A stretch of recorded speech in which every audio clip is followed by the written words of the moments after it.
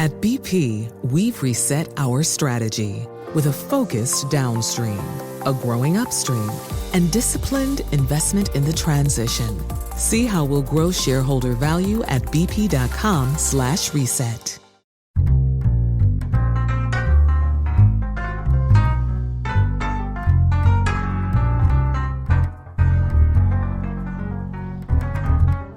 It's Monday. It's April 21st. And the word of the day is buggyard, which means one who distorts the truth beyond all recognition to fit their own agenda. Using the sentence, it's a buggyard and a feature. That's what's happening. The most solemn of booyahs for this amazing. particular buggyard. Amazing. I'm Cecil Something Italian. I'm Eli Bosnick. I'm Heath Enright, and broadcasting delayed from America's Far Center, we are the Skepticrats. On this week's episode, a Democratic senator gets to do his very own Taken movie. A Secretary of Education gets a little saucy. And Vice President Vance shows off his football skills with a very sad endzone jance dance. But first, the rest of the intro music.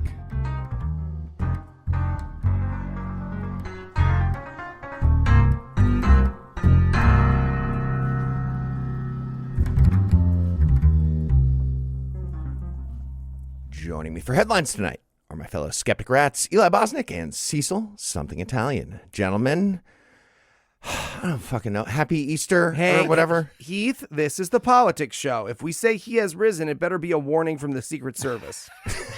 Look, I am a huge fan of any holiday where a biblical savior gets to birth via cesarean a candy-filled chocolate egg. I think that is That is how it solid. happens. That's Got solid an interesting mythos, guys. All right, in our lead story tonight, war crimes are fucking up our comedy show. Yeah. We're going to have to dial back the japes for a minute and talk about the story of Kilmar Abrego Garcia. He's the other main victim besides jokey podcasts of all this. So here's the terrifying timeline in case anyone missed it. Sorry, Heath, do I cue the wackety sax behind you right Yeah, now? cue While it, you do cue that? it Okay, right yeah. now. So that's good. Keep it That's light. good for the tone. Keep it tight. Keep it light. Here's the timeline. On March 15th, ICE agents abducted hundreds of people, claiming they were terrorist gang members, gave them no trial, and flew them to a torture gulag in El Salvador called Torture Gulag in El Salvador. There's another name for that mega prison, but we're not using it. We're saying Torture Gulag. Fair. One of the abducted people was Garcia of Maryland, who fled El Salvador at age 16 after being threatened by a gang and has legal status in the U.S. that specifically bans ever sending him to El Salvador because obviously. Okay, but what if we already started doing a war crime? Then it's okay, right? God, yeah, it's like a cop who started writing the ticket. Yeah, apparently. exactly. Yeah. Cool. Then on April 1st, ICE officially admitted that Garcia's abduction was, quote, an administrative error.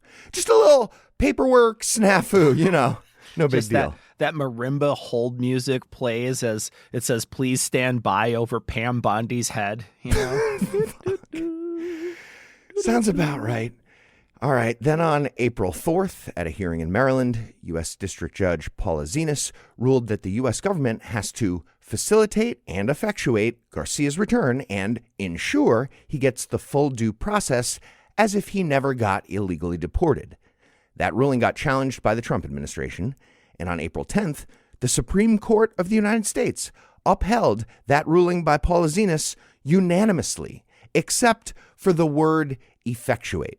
So, according to the entire Supreme Court, all 9 of them, the government has to facilitate Garcia's return and ensure he gets due process in the United States. I feel like this is going to lead to an INXS music video where one guy just keeps flipping cards with the words that end with ATE at the end. So it's like effectuate, facilitate, don't incarcerate someone's mate through a mandate you didn't legislate. And he just keeps flipping. You guys know where I'm going. 100%. Yeah.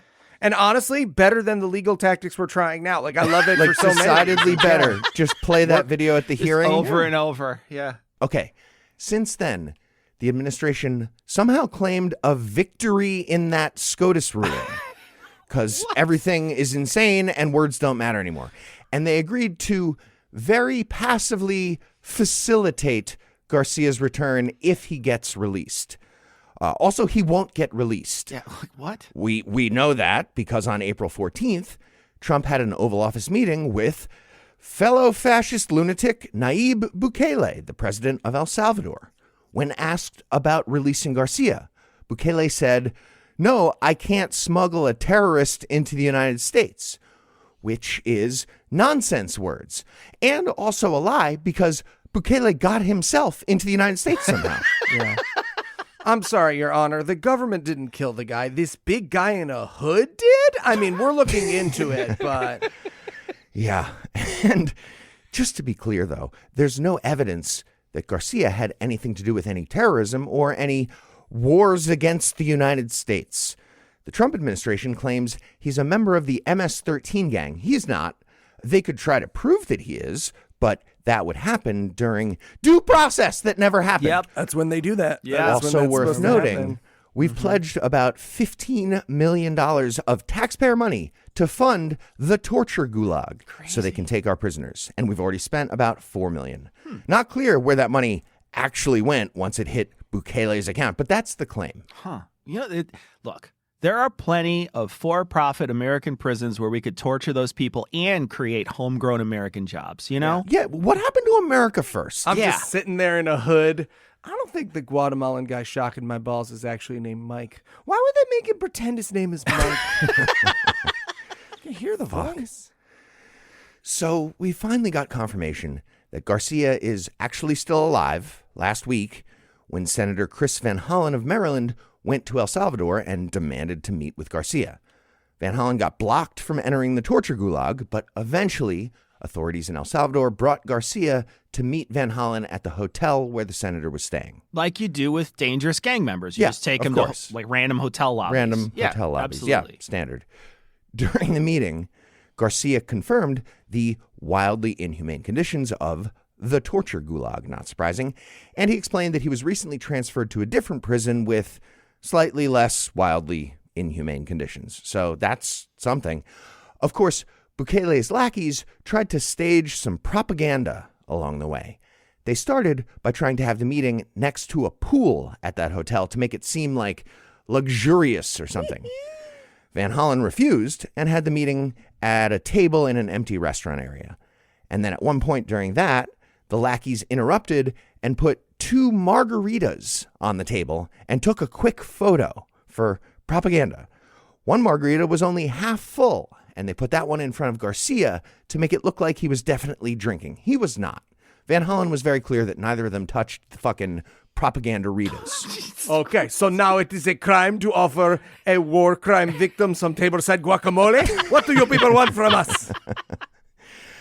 God damn it. Okay, one other detail that I'm furious about.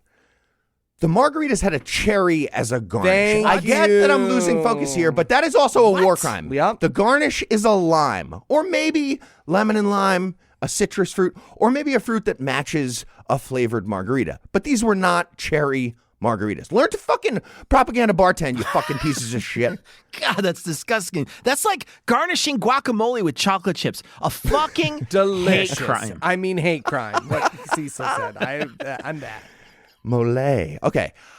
I want to circle back to this ridiculous argument about the word facilitate. Oh, okay. Yeah, since that SCOTUS ruling, there's a giant legal battle about the meaning of that word, with every legal scholar in the country weighing in about the meaning of that word. And that's fucking stupid, because the ruling said the government has to do 2 things. The first one is facilitate something, but that doesn't really matter. The government also has to ensure that Garcia gets handled as if he didn't get illegally deported to El Salvador, and he has to get due process in the U.S. Ensure there is super duper clear.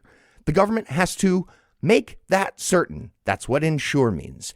Everyone's arguing about the process being made easier or facilitated, but the second thing has to happen regardless. Why is this complicated? Yeah, I mean, I'm currently doling out grades to college seniors with a very tentative grip of the term due next week, so I get it, but I would like our government's lawyers to be better than those seniors. You know what I'm saying? Nice. That would be nice. Yeah, get the government lawyers from a pool that isn't the C's get degrees crowd. Yeah, you know exactly. what I mean?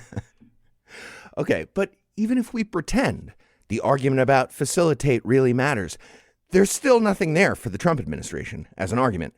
They're claiming they'll facilitate Garcia's return by providing a plane if he gets released from the torture gulag by the dictator who already said he's not doing that. So that's nothing. Like, imagine if I don't know, top of my head, if I pocket sand you in the eyes and then ether you with a rag and then take you to a secret dungeon. Why is this the top of your head? I'm thinking about the Trump administration. It doesn't matter. Steps. You have a lot of steps. I'm thinking about whoever, hypothetically, you go to a secret dungeon, you're ethered, I pocket sanded you, and then I put you in an ice bath inside a cell, and I harvest your kidneys, and then I lock you in there. And then I'm like, hey, hold on, sorry, no.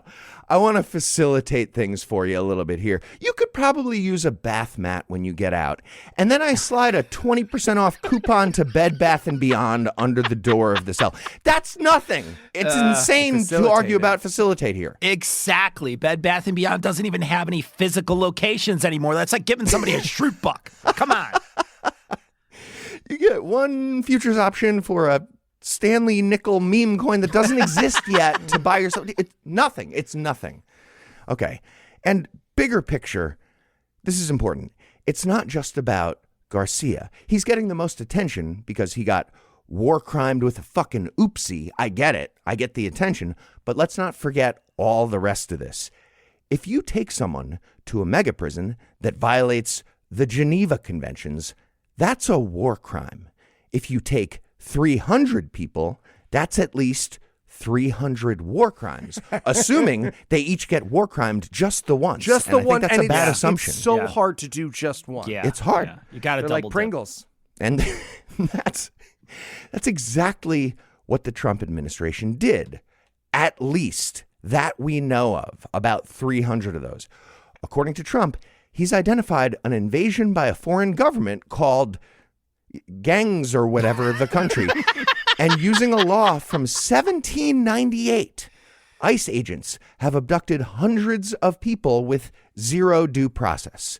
And it literally doesn't matter what those people did. It could be an oopsie, or they could all be supremely evil terrorists. They're not. No, they are not. But that was still hundreds of war crimes no matter what. It seems like war crime might not count right now because I'm not aware of a war, but apparently we are at war. It's with, an autism awareness gang, just like we were in 1798 with France. So at some point, if decent human beings ever get power again, here's an idea. There's a prison in The Hague for war criminals that could use some extra business from the U.S. Maybe we could subsidize it with $15 million. I don't know. I'll chip in. And Trump said he wants to deport homegrown criminals, too. He did mention that. And I could think of at least one convicted felon who needs to go. We can even give some due process. Or not. Whatever works. I don't fucking care. Looking forward to ignoring the order when Supreme Court says effectuate his return from there. That's when Heath gets real slippery about definitions. Hold up. Let me get my red pen out. Have you all played today's Wordle? All right. On that depressing note of this entire story, we're going to take a quick break for a word from our sponsor, Privacy Hawk.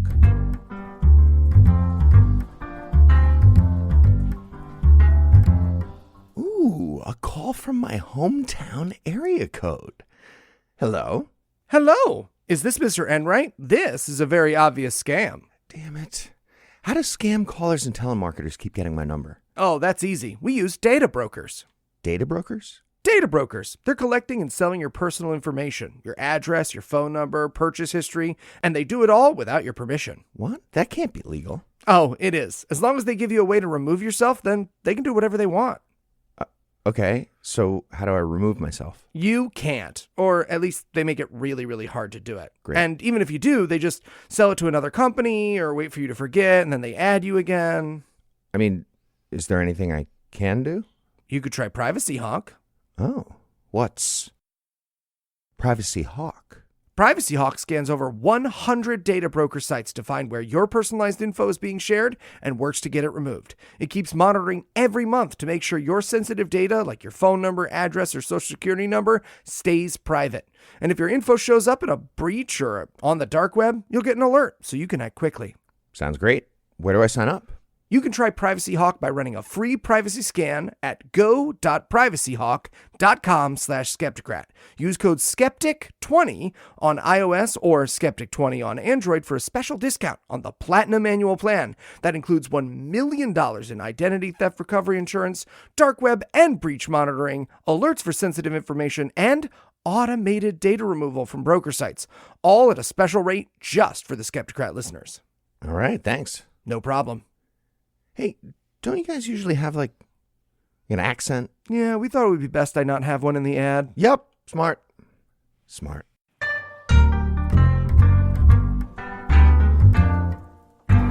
And we're back. Next up in headlines in Fool's Speed Ahead news. Brainworm-powered flesh golem RFK declared autism an epidemic this past Wednesday, blaming it on an unnamed, undiscovered environmental toxin. Interesting. That's right. Just like when Trump declared he won in the 2020 election with no proof, or when Elon Musk claimed that there were trillions of dollars in waste, fraud, and abuse without evidence, RFK is running the same playbook. He announced the conclusion first, and now he just has to quickly and selectively dig up whatever scraps he can to declare what he wants to be true as true. Yeah. The next couple of months is just him and his advisors figuring out what announcement they can make that doesn't violate the Geneva Conventions. I don't know. We are getting invaded by the foreign nation of Australia. I've heard that was what's happening. And we have exceptions to the rules from 1798 that apply true, here. Yeah. RFK claims that there has been a rise in autism rates among children over the past 20 years. In 2000, he says that 1 in 36 children were diagnosed with autism. And by the end of 2022, that number was 1 in 31. Okay. He insists this isn't because we've gotten better at diagnosing autism or refined the criteria. It's Instead, he says that the Department of Health and Human Services is now committed to investigating environmental causes. He flat out calls it a preventable disease. Oh, man, if it's pug tchotchkes, my face is going to be red. Yeah, and if it's eating cheese like an apple, like over a sink, same for me. I will be embarrassed. I think you were before you started eating More. cheese like that. More by a little bit more. He wants to have an answer, and this is a quote, very, very quickly, end quote. And he set a date for the answers in September of this year. Now, experts and other advocates say that that's not going to be enough time to design a good quality study that's going to produce results. But I think they're forgetting that when you start with your conclusion before you tested a single thing, all the rest of it's just busy work. I don't think you can put deadlines on scientific discovery. Oh, contraire. I think the head of Health and Human Services just did so, Heath. Kennedy thinks that other causes are not the culprit and not worth looking into, and he's dead set on this particular mechanism as the particular culprit. Here's the quote. The amount of money and resources put into studying genetic causes, which is a dead end, has been historically 10 to 20 times the amount spent by federal agencies to study environmental factors. And that's where we're going to find the answer, end quote. Okay, guys, I know this is horrible, but for just a second, can we admit how fucking funny it would be if he was right by chance? It would be the huffiest announcement from the scientific community ever. It would be. Turns out it's yellow dye. Yeah. I'm looking at my shoes because I'm mad, not because of the autism. And it turns out that was just the yellow dye anyway. God damn it. The worst day. I realize that that's a funny jape, but it's probably not going to happen, and here's why. It's almost certainly not true that autism is caused by one thing. Zachary Warren, a pediatric psychiatrist and autism researcher at Vanderbilt University, put it like this in the NPR article. Quote, we may have hundreds, if not thousands, of different neurogenetic factors that, in combination with complicated environmental interactions, influence presentations of autism, end quote. He also said, quote, "I wish I had better answers for families, but autism isn't a single thing. It's a word we use in an attempt to capture a spectrum of behavioral strengths, differences, and vulnerabilities so we can better support children," end quote. Blah, blah, blah, blah, blah. Which dye do you guys think it is? I bet it's yellow. I've always felt like yellow's the one. Okay, and while you're doing that investigation over there, I have pretty good evidence that brainworms are caused by sawed-off whale heads as an environmental factor. So check that out, too. Not only does RFK think he's going to uncover some single environmental cause behind a collection of thousands of neurodivergent factors, he also seems to think that most people diagnosed with autism are fundamentally incompetent. Here's how he put it, quote, "These are kids who will never pay taxes, they'll never hold a job, they'll never play baseball, they'll never write a poem, they'll never go out on a date. Many of them will never use a toilet unassisted," end quote. Hey, Robert, as the parent of an autistic kid, I want you to know I'm holding your mouth open for him to urinate into because I want to, not because he can't manage it himself. It's important to me. Also, in terms of the neurons that get partially eaten by a worm, are we calling those typical? Would those be typical neurons? There's literally a show about them dating. They have their own dating show.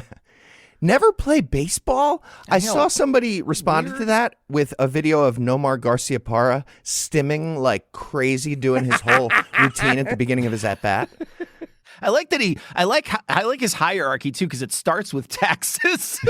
You'll never write a poem, Robert. You write a poem right now, you fucking arcade price chicken. You write a poem. Okay, to sum up, RFK, a completely unqualified government official who doesn't understand what autism is, what causes it, how it's diagnosed, or how it actually affects people, is going to conduct a rushed, half-assed investigation with a made-up deadline and a conclusion he already picked before it even started. I will tell you this, I got a crisp $100 bill that says the environmental cause he lands on is going to be vaccines. Who wants to bet? Come on. Who's betting? Who's in a betting mood? No bet, no I don't bet. have that left in my IRA. Oh, boy. Don't look. Do not look, Nope. podcast listener. Oh. And in more like Birthright news, one of the most horrifying orders in the flood of executive actions Donald Trump took upon becoming president was his attempt to end birthright citizenship. Many at the time, including ourselves, pointed out that this was super duper illegal, practically right up against the very opposite of what the Constitution says. Illegal, yes, but apparently it's not so illegal that our nation's most biased Supreme Court wouldn't like to have a little looky-loo. And that is exactly what they're planning to do when they hear arguments about whether this we the people stuff is all too welcoming on May 15th of this year. And just a reminder, Trump signed an executive order on day one of his new term that tried to cancel birthright citizenship. And a federal judge, John Kuhnhauer, who was appointed by Ronald Reagan. Liberal activist. That's the one. Kuhnhauer. Liberal activist John Kuhnhauer, appointed by Reagan, immediately made a ruling that said, absolutely not. What the fuck are you talking about? It was very close to that. His exact words were, I've been on the bench for over 4 decades. I cannot remember another case where the question presented is as clear as this one. Yeah. If I could say one of the silver linings of the Trump administration is that there still have to be grown-ups in the world. And so we get to watch the grown-ups who have to exist before and after this be like, what do you mean you can fly now? I don't know how to do that. What you can't. Oh God, I need a break. I need a. Whereas, no, we can't fly. I can't believe we have to write this I stuff need a down. nectarine. Where do I file that motion? All right. So the plaintiffs in this case, 22 Democratic state attorneys general and immigrants' rights activists, argue that Trump's order violates the 14th Amendment, which guarantees citizenship to anyone born in the U.S. because it does. Yeah. Okay, you're thinking the 14th Amendment was a little too woke. Maybe the Dred Scott decision was right. We're listening. That's what's happening? I'm sorry, Your Honor. We want to change the wording to birth white. Is that possible? Birth white. It's like a couple letters off. Do this for me, big guy. So, meanwhile, the Trump administration requested that the court narrow the scope of the 3 nationwide injunctions issued by federal judges in Washington state, Massachusetts, and Maryland that halted his January 20th order while the matter is litigated. And the good news is the Supreme Court did not grant that request, but they are going to hear arguments at all, which feels bad, right? Sure does. It's also worth noting that the Supreme Court almost never hears an argument in May. Reason.com could only find 3 other examples of this happening in the court's history. And honestly, whenever this court does anything unprecedented, I'm worried, right? Okay. Well, I'm looking forward to some fancy legal language from our nation's top legal scholars on this. And it's just going to be like, whereas we can read, gavel. Done? Are we done? But yeah, with the current court, I guess there's no guarantees of that. Nope. Wow, look, what if this is like a backdoor thing? I wonder if Clarence Thomas is in like a really unhappy marriage and he has to reinstitute anti-miscegenation laws by overturning the 14th Amendment and birthright citizenship, just collateral damage and all that. What do you think? Very possible. He's in sort of a wacky, problematic comedy from the 80s. Yeah, somebody's kicking a mousetrap or something like a bowling ball and it winds all up in making the Supreme sense. Court. So yeah, this is obviously terrible and would fundamentally change our identity as a country. I mean, I guess it would confirm your identity as a country if you're a pasty, racist white guy who's decided that brown people are the reason everyone hates you. And even though there are only like 4 of those guys, they have way too much power. So fingers crossed, you know what I'm saying? And speaking of terrible, unexpected things that just keep happening, let's toss things to our second sponsor this week, Policy Genius.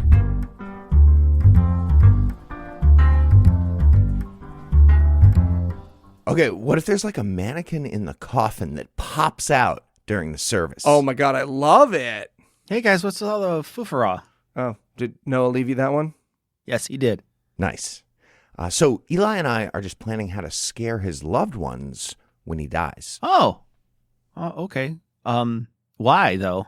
Well, ever since I got life insurance with Policy Genius, I realized that my loved ones will miss me, but they won't be like terrified about how they're going to survive. So we're workshopping. Ooh, bat wreath? Ooh, love it. Put it on the board. Wait. What's Policy Genius? Policy Genius makes finding and buying life insurance simple and ensures your family has a financial safety net they can use to cover debts and routine expenses, or even invest that money to earn interest over time. And with Policy Genius, you can find life insurance policies that start at just $292 per year for $1 million of coverage.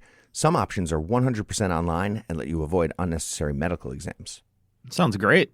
It is. With Policy Genius, their licensed support team helps you get what you need fast, so you can get on with your life. They answer questions, handle paperwork, and advocate for you throughout the process. All right, guys, I'm sold. Where do I sign up? Secure your families tomorrow so you have peace of mind today. Head to policygenius.com or click the link in the description to get your free life insurance quotes and see how much you could save. That's policygenius.com. Okay, I'll let you guys get back to your planning then. Cool. Nice. You guys already do a pop scare, Will? Oh my God, like in the video? Yeah. Awesome idea. Oh, get in here, buddy. You're on a roll. Okay. I do have a couple of ideas. Yeah, you do. And we're back. Next up in headlines in Butchering the Job news. Current Secretary of Education and part-time WWE Hall of Famer Linda McMahon took to the mic at ASU plus GSV Summit last week and managed to botch a basic term in a spectacular fashion. While talking about artificial intelligence in schools, she confidently referred to it as A1 instead of AI. Here is the actual quote from the live stream quote. I think it was a letter or a report that I heard this morning. I wish I could remember the source, but there is a school system that is going to start making sure that first graders or even pre-Ks have A1 teaching every year. Come on. Starting that far down in the grades, end quote. Psst, Linda, you heard it on a yik yak. Read the script. I sent you the script, 100%. girl. I'd like her to 100%. remember the source. 100% I'd like yik that. yak. Yeah, it was a TGI Fridays menu. Yeah, there you go. Well, as you look at that. Oh, it comes with A1. What do you know? Turns out I'm not cut off after all, am I? I will have Kimberly? a margarita with a cherry garnish, sir. Thank you. And the terrorist is drinking. That would never happen at TGI Fridays. Never. too far. Read the manual. All right. And Maybe a cherry speared on a lemon lime orange, but God, just a cherry. Is the manual in sight of where you're recording our podcast right now? Do you occasionally quote unquote freshen up on said manual? You have to tell us. The manual's in my brain and my heart forever. Yeah, exactly. And she didn't just flub it once and move on. No, she doubled down. Later in the same talk, she said, quote, "And that's just a wonderful thing. Kids are sponges. They absorb everything. So it wasn't all that long ago that we were going to have internet in our schools. Now, okay, let's see A1 and how that can be helpful." Okay, and now somebody's gesturing wildly at me from off stage. That's weird. Whatever, moving on. Spin like a top. Spin like a top. No, I'm going to just keep going. I'm just going to keep going. One have a responsibility to the kids of America. What did I say? Continuing the quote, "How can it be helpful in a one-on-one instruction? How can it be helpful You mean in eye on eye? eye on eye instruction? How can it be helpful in absorbing more information for those fast learners? It can be more one-on-one directed, and those kinds of things and innovations, that's what I want to see continue to develop," end quote. It could, for example, teach the children the difference between an I and a 1. Yeah. What's interesting is that she might not have just misspoken. She may actually think that A1 is a bigger, better version of AI, because she does call it artificial intelligence and AI at other points, but also keeps saying A1 like it's an upgraded version of the technology. So just for the record, the Trump administration wants to shut down the Department of Education, a stance the current secretary, sauce enthusiast, and former chokeslam victim fully supports. Now, that's her real resume that Cecil keeps talking about. 3 bullets, dude. It's crazy. Her real reasoning, since we didn't always have a Department of Education, we probably don't need one now. Yeah, by the time she's done, A and 1 might be all we have left of the letters and numbers. Okay, so violence is wrong. I'll start by saying that. And that's why nobody should do the following thing that I thought of. While Linda McMahon is doing a press conference, nobody should run in and hit her with a steel chair really hard. Yeah, don't do that. Despite being, I would say, the funniest crime ever, that would be wrong and illegal. And I checked with A1 about this. According to ChatGPT, yes, Heath, that would be the funniest crime ever, but also wrong and illegal. Don't do that. Seriously, I though, agree. Billionaire money, you could easily hire any pro wrestler you want. You know they're hireable. You could easily get them in to one of these, like, when she's in front of Congress, and then like somebody does this, like, I don't know, they tombstone her in front of her, like on the fucking table. Come on. They would never see John Cena coming. Amazing. He just wave his hand. Neither she nor the Trump administration can actually do much about removing the Department of Education, since shutting down a federal agency like the Department of Education is something that only Congress can do. I mean, sure, Republicans introduce a bill to close the agency, but let's be honest, it's probably not going anywhere. Also, based on a law from 1798, we're being invaded by a foreign country called fucking Knowledge-vania or whatever. So technically, we can deport without Congress or the court system. Okay, all right, the rules. All right. So, not missing the moment, Heinz, the company that makes A1, posted a picture to their Instagram with the text, quote, "Agree, best start them early." And the caption, quote, "You heard her, every school should have access to A1," end quote. Because capitalism is a high-stake game. Yay. As the head of the Department of Education, it's my job to make sure the kids of America learn about A1 responsibly. And parents deserve to know what's being taught in our schools. Amazing, bravo. There you go. I'm Linda McMahon of the WWE and the soon-to-be-gone Department of Education. For clarity, the good puns at the end of that story were both from Cecil and Heath, not from the A1 State Company. Don't give them any credit. And in no regrets news, if you're like me, the silver lining around the cloud of politics lately is the fantasy that somewhere, somehow, a Trump supporter is out there regretting their decision more than you are. Well, according to a new poll, all the hopeful thoughts I've ever had since 2015 are factually incorrect, so we're going to talk about it. Yeah, so TLDR version, Trump voters are sitting at a breakfast table with nothing but coffee because they can't afford eggs, and they're coughing from the bird flu they got, and from the smoke because the entire economy is on fire, and they're saying, this is fine. They're the dog from This Is Fine meme. Yeah. So the poll in question comes to us from UMass Amherst /YouGov poll and shows that only 2% of Trump voters in 2024 said they would change their vote today, which, as CNN's Harry Enton points out, is equal to the number of people who say they regret voting for Kamala Harris. And among the 2% of Trump voters, how would you regret voting for Kamala Harris at this? What would even cause you to think that? Well, it gets worse, Heath. It actually gets worse. Counterfactual. Yeah. Being dropped on your head. And among the 2% of Trump voters who do regret voting for him, many just wish they hadn't voted at all. You know what? In retrospect, I kind of wish we just had a void of nothingness. I'd vote for that next time. Okay, that I get. Admittedly, though, conduct that poll not with 1,000 participants that they found, but with some of the thousands of people let go from the federal government that voted for him. I'd like to see what that answer looks like now. Yeah. You'd like to think. Now, oh, come on. I want to point out, no, that doesn't mean that nobody is regretting Trump's presidency. His popularity is down, and the majority of Americans disapprove of how he's handling the economy because he smashed it into a wall. Sure. Independent voters in particular are especially displeased. But yeah, the fantasy we have that people have recognized they did a bad thing, it's just that. It's a fantasy, everybody.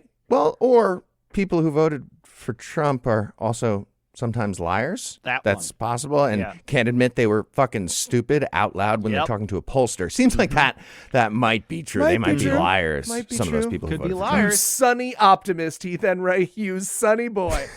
And look, I know I'm a bit of a broken record about this point since Trump's election, but I think it's important to acknowledge that if we ever want to win and stop bad things from happening, shame doesn't work. These people have no sense of shame or regret or thought or empathy. Most Americans, conservatives included, don't give a fuck about doing the right things. They want us to promise them a pony. And if we sneak in some gay rights behind said pony, so be it. Why has this pony got a rainbow mane? Don't What's worry going about it. on It's just here? this special Don't you get a pony, huh? Pony. Easter. Right? Get excited. Okay. Got glitter on his hooves. And finally tonight, in Fail to the Victors. Hell yeah! Take us home, Heath. Chance Dance Vance. He came from humble beginnings. He grew up in poverty, but using nothing but bootstraps and gumption. And being a white guy in America, he graduated from high school. He got degrees from Ohio State and Yale Law. He wrote a memoir called Hillbilly Elegy that became a New York Times bestseller. And he went on to make millions as a venture capitalist. That story of the American dream was a big part of the reason he got chosen as a running mate by Donald Trump. And when the White House hosted the national champion Ohio State Buckeyes football team for a ceremony last week, as an alum and the vice president, Vance was front and center to congratulate the team while they showed off their glimmering, beautiful trophy. And he dropped it. He dropped it right away. Vance was given the chance to lift a trophy for, I'm assuming, the first time in his goddamn life. Oh, for sure. Not a trophy like he earned, but a trophy nonetheless. And he got way too excited, and he dropped it so fast. It folds in his hands like a 7-2 offsuit and hold him. He looks like the start of every late night Crazy Glue commercial Really where there's does, like a yeah. freeze frame Has of him this ever just happened to you? breaking Yeah. it. So, amidst a deluge of tragically evil news, this moment was truly delightful to watch from start to finish. Here's the play-by-play. It starts with the Ohio State team on the south lawn of the White House, all beaming with the happiness of a 14-2 record, which is a great record, only 2 losses all year. And yes, the previous national champions had a perfect record. And yes, one of those 2 losses for the Buckeyes this year was an embarrassing defeat at their home stadium to their arch rival. Rough. But that's neither here nor there. Well, now you piqued my interest. What team would that be? Okay, respect the neither here nor there, Cecil. It is neither here nor there. You're trying to break it here. Go Blue. So the Michigan Wolverines, that's who, Cecil. That's who. So, amazing. okay, but you're at the White House for a Gotta big sting. celebration for your football team. So you put on a big smile. And that's when J.D. Vance walks over to the trophy to lift it up himself. Just by touching it for a second, he immediately realizes that it's going to be way too heavy for him. And this, right now, this was the before times. It sure he had was. this one moment to bail and just make a big hand gesture at the trophy, let one of the players pick it up, it'd be fine. He does not choose wisely. Yeah, he's like, okay, who should hold the trophy, an athlete or me? A guy who, when someone on Twitter with no evidence at all suggested I fuck couches, the entire country bought it 100% right away. Okay, I still buy it. Yeah, I know no, it's been 100%. debunked I stand as by a it. hoax. Mhm. I don't think it is. Makes though. 9/11. sense. So now J.D. Vance is pot committed to picking up this trophy. And in order to have any chance of actually picking it up, he has to slide the trophy across the table to get a better angle. The trophy is made of 2 pieces, a bronze base and a shiny golden part on top. So after some groping around with the base that's not helping, Vance grabs it with one hand from the top part because he's goddamn Adolf Hitler.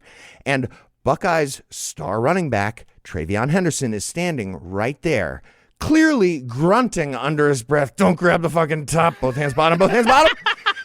J.D. Vance ignores that and tries for the pickup with one hand on the base and one hand on the top. So Henderson immediately steps in to steady the top part and help however he can. But it's no use. Vance gets the base a couple inches off the table, and then he wrenches the base at a crazy angle. The 2 pieces of the trophy come apart, and the base tumbles to the ground like J.D. Vance was doing that infomercial for the bad glue. 100%. The only successful moment was Henderson holding on to the gold part. If you watch this, it looks like someone digging into like a gigantic sub sandwich and choosing to pick it up by the meat and toppings and not the bread.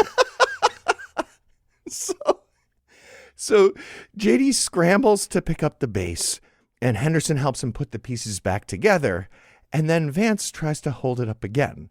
But Henderson was like, "Hey, bud, you're shaking. Your arms are just shaking so much. Maybe put down the base, just hold the gold part. You want to just hold the gold part, huh?"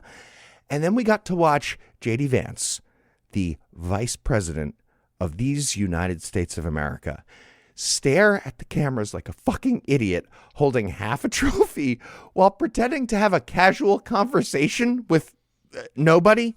It was like me on a dance floor, buying time before I have to try an actual moment of dancing again. And as that's all happening in delightful fashion, the White House band is playing "We Are the Champions" by Queen. It's true. He's just been shamed and he's not quite sure how to hold it. So it really does look like he's holding Peter Thiel's balls very lightly, just cradling them, I love that they always posted every picture they could of Biden like fumbling shit. And then they'd post it all smartly. And then you watch this and you're like, you're such a fucking klutz, dude. Joe would have been like, Perfect. too old to lift that. Sorry. It's all right. You get it. O.J. Simpson's here. Yeah, so despite all those lifetime accomplishments I mentioned, it turns out that J.D. Vance never quite learned a skill called humaning. He's bad at being a person. He's bad at being a human being. And Trump learned that the hard way when Vance hit the campaign trail last summer. One especially daunting task in humaning was ordering donuts. JD tried to order donuts and missed. That was fun. Yeah. And here's the thing. Pretty much the entire GOP voting base has most of their identity centered around celebrating sports victories they weren't part of and donuts. And maybe they take pride in picking up physical objects at a gym. That's their life. And the guy who's currently in line to represent the top of their political party going forward managed to fail at all of those things in the course of about 5 seconds. It was just so perfect. I loved it. And on that note, we're going to close it out. Thanks to Cecil, thanks to Eli, and thanks to all the listeners who liked us and followed us on all the various internets. Please keep doing that. Please keep listening, and please keep telling your friends. And if you find the naive stupidity of our giving away free show business model to be oddly charming, you can send us gifts of money at patreon.com/Skepticrat. Just like all the generous new donors, you will be complimented next time around. And whether or not you're feeling financially benevolent like those fine people, if you enjoyed our brand of whimsy and you'd like to hear more dick jokes free of charge, check out our brother and sister shows, The Scathing Atheist, GodAwfulMovies, D&D Minus, and Citation Needed, available in all the podcast places. We just have one last thing. Let's compliment that pianist. Special thanks to Ryan Slonick of Evil Giraffes on Mars. He is the creator of the virtuosic musical stylings you heard today, which were used with permission. You should definitely check them out using the links we'll provide or by Googling the only band called Evil Giraffes on Mars. Until next time, catchphrase sign off. Put it on the grill. That's our new catchphrase.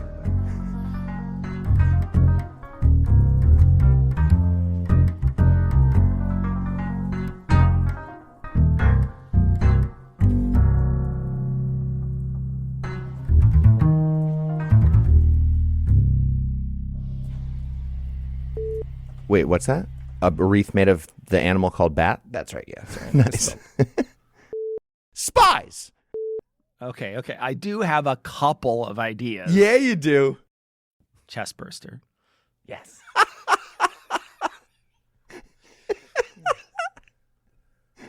Fill them full of those snakes, like when like the peanut cans. like the I peanut love cans, Like the gag Yeah. snakes? the Yeah. gag snakes, full of gag snakes. A xenomorph popping out like a gag snake. That's a great idea. It's all xenomorphs all the way down, just like a bunch of them. Amazing. A xenomorph pops out as a gag snake, and then it has a tiny little gag snake xenomorph. The preceding podcast was a production of Puzzle and the Thunderstorm, LLC, copyright 2025, all rights reserved. At BP, we've reset our strategy with a focused downstream, a growing upstream, and disciplined investment in the transition. See how we'll grow shareholder value at bp.com/reset.